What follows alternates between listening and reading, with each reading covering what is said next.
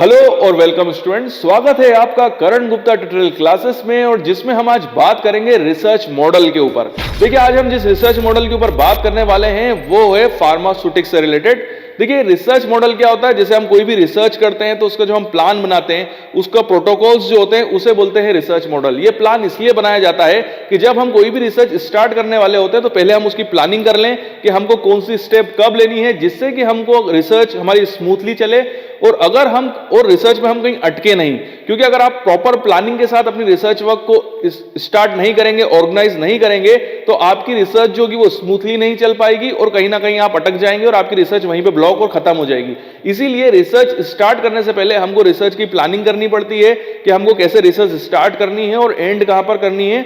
उसके बाद उसी पूरी प्रोसेस को क्या कहा जाता है? रिसर्च मॉडल, या एक और वर्ड यूज किया था, it is called plan of work. तो इसी सिलसिले में आज हम जिस रिसर्च मॉडल के ऊपर बात करने वाले हैं वो है फार्मास्यूटिक्स। देखिए, रिसर्च मॉडल और रिसर्च को मैं हमेशा प्रमोट करते आया हूं क्योंकि ये आपके नॉलेज बढ़ाता है, आपकी स्किल डेवलप करता है। और रिसर्च वर्क हमारे जो भी हम कोई भी डिग्री कर रहे हो, चाहे हम बी फार्मा कर रहे हो, एम फार्मा कर रहे हो, बीएससी कर रहे हो, एमएससी कर रहे हो, हमारे सिलेबस के अंदर एक मेजर प्रोजेक्ट हमेशा रहता है। और उसको मैं हमेशा स्टूडेंट से कहता हूं कि आप मेजर प्रोजेक्ट हमेशा रिसर्च वर्क करिए, क्योंकि जब आप रिसर्च वर्क करेंगे तो आपकी स्किल और नॉलेज में हमेशा ग्रोथ होगी, जो कि आपको फर्दर जब आप जॉब में जाएंगे तो आपको काफी हेल्प करेगा।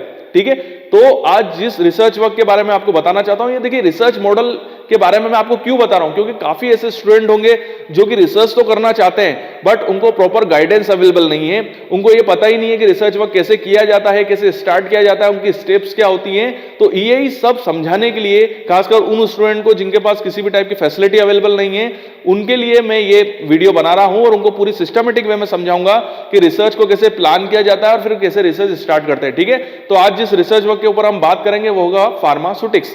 ठीक है, तो फार्मास्यूटिक्स से रिलेटेड जो हम आज रिसर्च वर्क का मैं आपको एग्जांपल समझा रहा हूं, जिस रिसर्च वर्क के थ्रू मैं आपको समझाऊंगा वो है working and development of new formulation. मतलब मैं आपको एक न्यू फॉर्मुलेशन हम बनाएंगे हमारे रिसर्च वर्क के अंदर, उसकी प्लानिंग करेंगे, उसका प्लान ऑफ वर्क बनाएंगे कि हमको एक नया फॉर्मुलेशन डेवलप करना है। ठीक है, ये फॉर्मुलेशन हमको डेवलप कैसे करना है और उसकी क्या क्या स्टेप होगी वो इस प्रॉपर वीडियो के अंदर हम समझेंगे। ठीक है, तो चलिए स्टार्ट करते हैं। तो चलिए, जैसे कि मैंने आपको एग्जांपल के लिए बिल्कुल शॉर्ट में समझाया है और ये रिसर्च मॉडल का मैंने जो एक प्लान ऑफ वर्क बनाया है, तो आप शॉर्ट में भी बना सकते हैं इस वीडियो के साथ में भी, वीडियो को पुश करके, बट मैं एक एक स्टेप आपको समझाता जाऊंगा। तो हम यहां पर क्या कर रहे हैं? एक फॉर्मुलेशन डेवलप कर रहे हैं। तो मान लीजिए एज एन एग्जांपल हम फॉर्मुलेशन डेवलप कर रहे हैं सस्टेन रिलीज टेबलेट। क्या डेवलप कर रहे हैं? Sustain release tablet of particular API. API का फुल फॉर्म होता है एक्टिव फार्मास्यूटिकल इंग्रेडिएंट। तो कोई भी एक्स एपीआई का मैंने नाम कोई सा भी ले लें आप, एक्स एपीआई का हम फॉर्मुलेशन डेवलप कर रहे हैं, सस्टेन रिलीज टेबलेट बनाना है। ठीक है, कैसे बनाएंगे? सबसे पहले हम क्या करेंगे कि लिटरेचर सर्वे करेंगे। लिटरेचर सर्वे मतलब वाया फर्दर पेपर, जो पुराने रिसर्च पेपर पब्लिश हुए हैं जिन्होंने सस्टेन रिलीज टेबलेट बनाई है, तो उसके लिटरेचर सर्वे के थ्रू हम ये सिलेक्ट करेंगे कि हमको कौन सा एपीआई लेना है और सबसे पहले तो हमको कौन सा एपीआई लेना है और फिर उसमें कौन से एडिटिव्स मिलाने हैं। एडिटिव मतलब बाइंडर्स, ग्लाइडेंट और ये जितने भी होते हैं ये एडिटिव्स होते हैं। और एपीआई के बारे में हमको पहले सर्च करनी पड़ेगी कि कौन सा एपीआई है जो कि अभी बचा हुआ है, जिसके ऊपर अभी तक सस्टेन रिलीज फॉर्मुलेशन डेवलप नहीं हुआ है। साथ ही साथ एडिटिव्स के बारे में हमको थोड़ी इंफॉर्मेशन गेन करनी पड़ेगी कि जो हम सस्टेन रिलीज टेबलेट बनाते हैं तो उसके अंदर किस टाइप के बाइंडर्स का यूज होता है, एडिटिव्स का यूज होता है, ठीक है, ग्लाइडेंट्स का यूज होता है। तो हमको इसकी पहले इंफॉर्मेशन जमा करनी पड़ेगी वाया रिसर्च पेपर, जो कि पहले रिसर्च वर्क हो चुका है। तो पेपर प्रॉपर रिसर्च वर्क करने के बाद, पूरा लिटरेचर सर्वे सिस्टमेटिक करने के बाद हम एक एपीआई सिलेक्ट करेंगे और इंफॉर्मेशन पता करेंगे एडिटिव्स के बारे में। ठीक है, कि जिससे हमको फॉर्मुलेशन डेवलप करना है। ठीक है, अब होगा ये कि हमको पता चल गया है कि एक पर्टिकुलर एपीआई हमने चूज कर लिया कि इस पर्टिकुलर एपीआई के ऊपर हमको सस्टेन रिलीज टेबलेट बनानी है, क्योंकि इसके ऊपर अभी तक पहले से काम नहीं हुआ है। क्योंकि सर्च करना बहुत जरूरी है। अगर आप सर्च ही नहीं करोगे और कोई भी XYZ एपीआई ले लोगे और काम चालू कर दोगे और बाद में आपको पता चला कि इसके ऊपर तो पहले ही काम हो चुका है, तो रिसर्च वर्क नहीं कहलाएगा, वो कॉपी पेस्ट कहलाएगा। तो सबसे पहले आपको यह पता करना है कि कौन सी, और एक चीज और कि पता चला, आपको पता तो चल गया कि इस पर्टिकुलर एपीआई के ऊपर कोई सस्टेन रिलीज टेबलेट नहीं बनी है, तो इसका मतलब ये नहीं है आप किसी भी एपीआई को जो जरूरी हो, सस्टेन, जैसे कार्डियक ड्रग होती है, हार्ट से रिलेटेड जो ड्रग होती है ना, उसमें सस्टेन रिलीज की जरूरत पड़ती है। ठीक है, या आजकल तो एंटी इन्फ्लामेटरी NSAIDs ड्रग्स जो होती है उसमें भी आजकल सस्टेन रिलीज फॉर्मुलेशन अवेलेबल है। तो इस टाइप के आप फॉर्मुलेशन को चूज करें जिसकी मार्केट में जरूरत भी है। ऐसे नहीं किसी का भी सस्टेन रिलीज टैबलेट बना दे और उसकी मार्केट के अंदर जरूरत नहीं है। तो सबसे पहले आप पता करें कि आपकी जो API है उसकी मार्केट को जरूरत है कि नहीं है, तभी आपकी जो रिसर्च वर्क होगी वो बेनिफिशियल होगी। तो आपको पता चल गया कि आपको एक API मिल गया है, ठीक है। सबसे पहले आपको उस API को इंडस्ट्री से ऑर्डर कर देना है और वो आपको मंगवा लेना है, ठीक है। आपने एक API मंगवा लिया, उसके अलावा जो भी एडिटिव्स आपको पता चलेंगे, ये एडिटिव्स जो होते हैं वो सस्टेन रिलीज के लिए लगते हैं, उनको भी आपने प्री ऑर्डर कर लिया और उसको भी आपने लेबोरेटरी में मंगवा लिया। ये सब आप पहले ही कर लो, उसके बाद ही काम चालू कर पाएंगे, ठीक है। तो आपने सबसे पहले API मंगवाया। API का सबसे पहले हमको आइडेंटिफिकेशन करना पड़ेगा कि जो API हमने मंगवाया है इंडस्ट्री से या जहां से भी आपने API मंगवाया है, क्या वो API वही है जो आपको चाहिए, ठीक है। तो उसके लिए, क्योंकि सारे पाउडर्स जो होते हैं वो व्हाइट होते हैं और क्रिस्टलाइज होते हैं, तो सारे पाउडर्स, क्योंकि सारे API जो होते हैं वो पाउडर फॉर्म में होता है, व्हाइट होता है और क्रिस्टलाइज फॉर्म में होता है, तो हम वाया कलर से तो पता कर नहीं सकते, तो हमको इसमें केमिकल टेस्ट लगाने पड़ेंगे। केमिकल टेस्ट नहीं, एक इंस्ट्रूमेंटेशन है जिसे कहते हैं थर्मल स्टेबिलिटी स्टडी, वो होता है DSC। तो DSC और FTIR, सबसे ज्यादा तो FTIR यूज होता है, सॉरी मैंने DSC बोला। FTIR के थ्रू हमको ये पता करना है कि क्या ये ड्रग ये वो है कि नहीं है। तो वाया FTIR हम ये पता लगाएंगे कि जो ड्रग हमने मंगवाई है क्या वो वही ड्रग है जो हमको चाहिए, तो हम FTIR निकाल लेंगे। FTIR हमको कंफर्मेशन दे देगा कि जो ड्रग हमने मंगवाई है ये वही ड्रग है जो हमको चाहिए, ठीक है। तो FTIR क्या होता है, उसका रिसर्च वर्क क्या होता है, वो पूरा उसके ऊपर मैं एक सिस्टमेटिक वीडियो बना चुका हूं कि FTIR का पूरा प्रिंसिपल, उसका इंस्ट्रूमेंटेशन मैं आपको पहले ही समझा चुका हूं, तो वो वीडियो देख के आप समझ सकते हैं कि FTIR कैसे वर्क करता है, ठीक है। हम आगे बढ़ते हैं।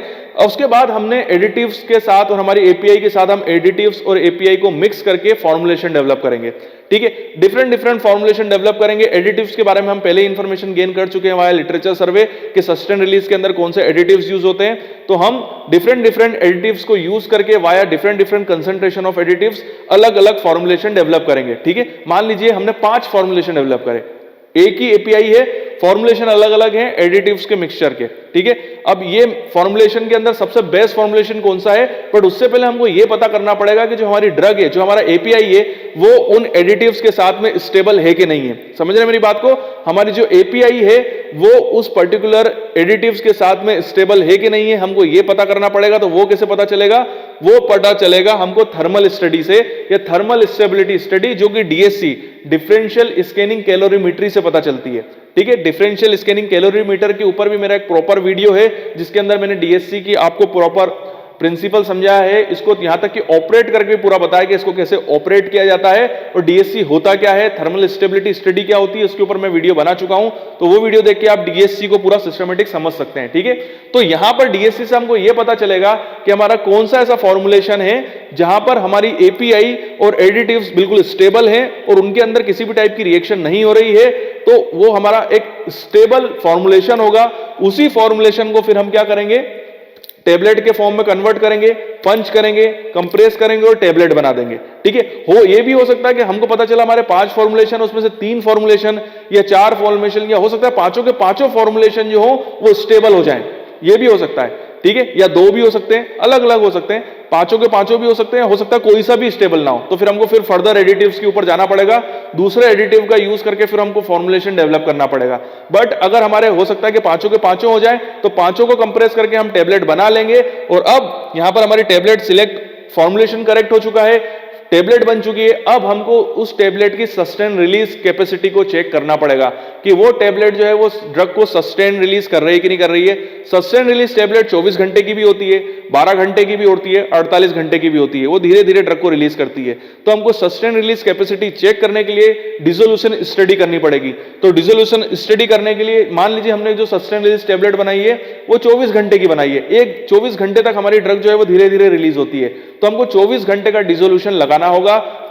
टाइम पे हमको सैंपल विड्रॉ करने पड़ेंगे वाया यूवी या HPLC का यूज करके हमको ये पता करना पड़ेगा कि कितनी ड्रग जो है वो रिलीज करी।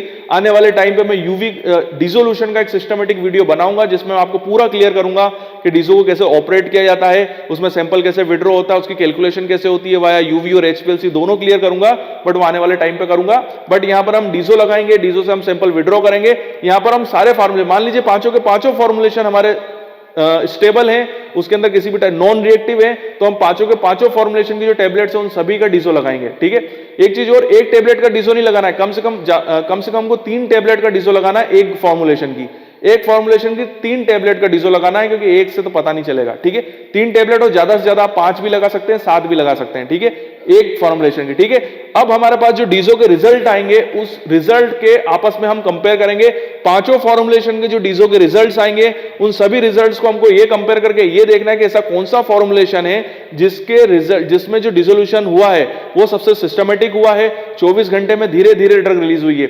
जिसके डिसोल्यूशन रिजल्ट सबसे अच्छे आएंगे वो हमारी टेबलेट जो होगी वो सिस्टमेटिक होगी और हमारा जो फॉर्मुलेशन होगा वो सही होगा। ठीक है, और जिनमें हो सकता है किसी में डिसोल्यूशन सही नहीं आए, कहीं पर ड्रग पहले ही ब्रेक हो जाए, खत्म हो जाए, बट हमको 24 घंटे तक जो ड्रग रिलीज होनी चाहिए वो सिस्टमेटिक होनी चाहिए। डिसोल्यूशन क्या होता है उसके ऊपर मैं बाद में बताऊंगा, और उसमें कैसे ड्रग रिलीज होती है, कैसे सैंपल विड्रॉ किए जाते हैं वो मैंने आपको बता दिया कि अलग वीडियो के अंदर डिस्कस करेंगे। बट डिसोल्यूशन स्टडी से ही हमको पता चलेगा कि हमारी ड्रग है वो सिस्टम, जो ड्रग है उसका रिलीज कैसा है, उसका रिलीज रेट कैसा है, वो सस्टेन रिलीज कर रही है कि नहीं कर रही है। तो यहां पर जो डीजो के जो रिजल्ट्स होंगे उसी के थ्रू हमको पता चलेगा कि हमारा कौन सा फॉर्मुलेशन जो है वो बिल्कुल सिस्टमेटिक है और प्रॉपर वर्क कर रहा है, और यहीं पे हमारा रिसर्च वर्क जो होगा वो कंप्लीट हो जाएगा और हम उसको कंक्लूड कर देंगे कि हमने ये फॉर्मुलेशन डेवलप किया है जिसमें, या फॉर्मुलेशन डेवलप किया है या सस्टेन रिलीज टेबलेट रिलीज बनाई है जिसके रिजल्ट काफी प्रॉपर आए हैं। तो यहीं पे हमारी जो है वो फॉर्मुलेशन डेवलप हो जाएगा।